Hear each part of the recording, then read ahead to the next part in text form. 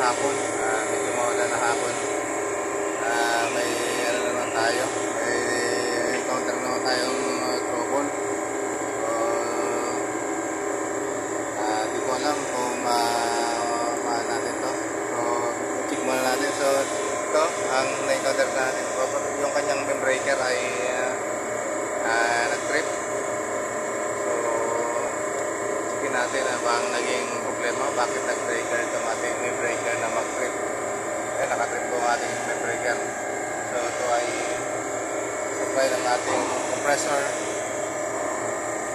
Ito ay sa mga fan motor naman. So, checkin natin ano ba yung ano ba yung problema, bakit trigger yung mag-trip yung ating beam breaker. So, checkin natin.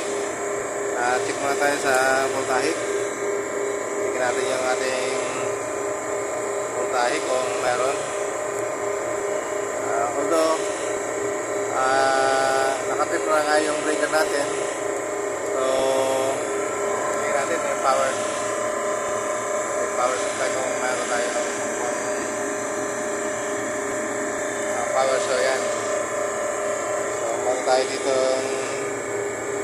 455 na.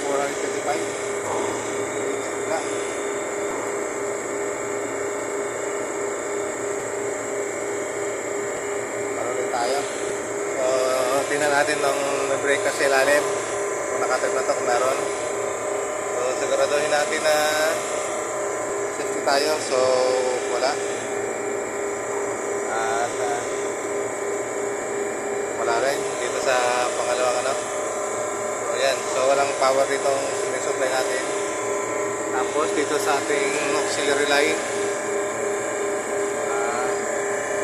Yan. So, meron tayong voltahe dito. 224 volts. 224 volts. Checkin natin itong ating contactor kung may kurente dito. Yan. So, wala rin.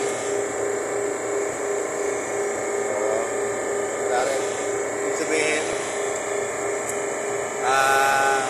ang may supply lang dito yung ating auxiliary line na ano. So yung mga auxiliary natin sa mga E1, E2 yun ay may supply. So itong ating main supply sa ano ay wala. So baba muna natin yung ating auxiliary. Yan. So siguraduhin rin natin na walang supply ito. Baba na rin natin. Saka natin checkin yung ating linya papunta sa compressor kung meron. So wala. So kuha tayo ng continuity. O yung ating motor. So ma-check natin. So 39.4, 39.5. So okay naman. So ground tayo.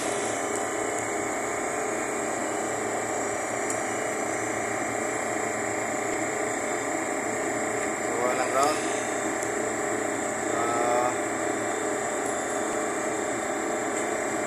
Ready niya. Wala rin. So walang ground yung motor, yung compressor natin. Wala. Okay naman. So yung ating ano. Then dito tayo sa ating mga fan motor. Ito sa evaporator.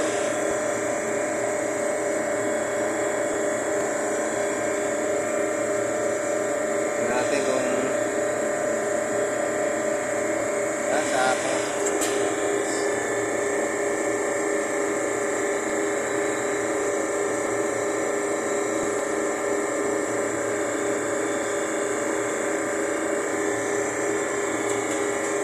Wala.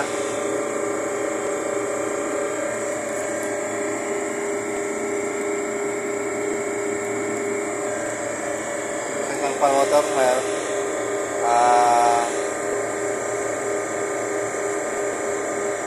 wala.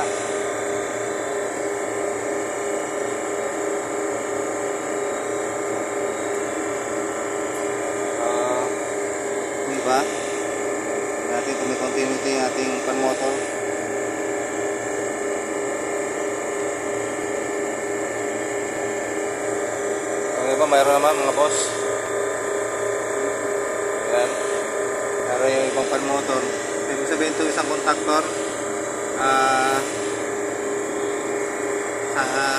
Ito MC1. So MC1 dito sa baba. Ito MC1 dito yung sa taas. So disconnect lang natin dito sa baba. Kanyang MC1. Tingnan natin.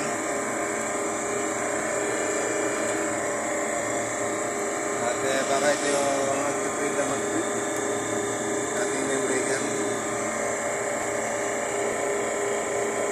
Meron isang linya. Yung isang linya wala. Yan. Oil tayo. Dito stable. Ayan, disconnect na natin muna to. At ito yung ating fan motor.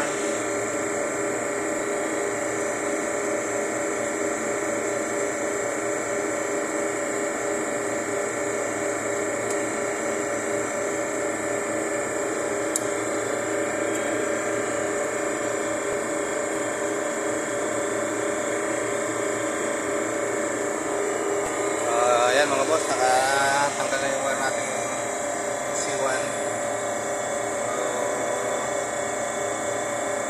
Huwag muna natin yung ating mag-trip pa ulit. Ayan, nakaw na tayo. Nakaw na rin.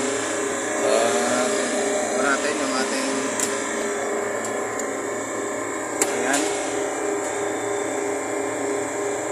ayan mga boss, nakaw na, hindi nag-trip yung ating breaker. Ayan, okay naman. Yun, ating compressor ay mandarat. Yun po, yung C1 po, may problema yung ating fan motor sa C1. So, ayan mga boss, mga sir, pinakita ko lang sa inyo ang trouble na na-encounter natin ngayon maghapon. Shout out sa ating mga kaibigan, ating mga mahal sa buhay, at magandang araw po sa inyo lahat. Pag-share na lang po, pag-subscribe at pag-like sa rin kung hindi kayo nagustuhan yung aming mga video, para malaman namin kung hanggang saan kami umaabot at pwede pa kami magpatuloy sa aming paggagawa ng mga video. So maraming salamat mga boss, mga sir, Kamakmas. Shout out sa ating boss Bulacan, Santa Maria, ay Sir Tayaban.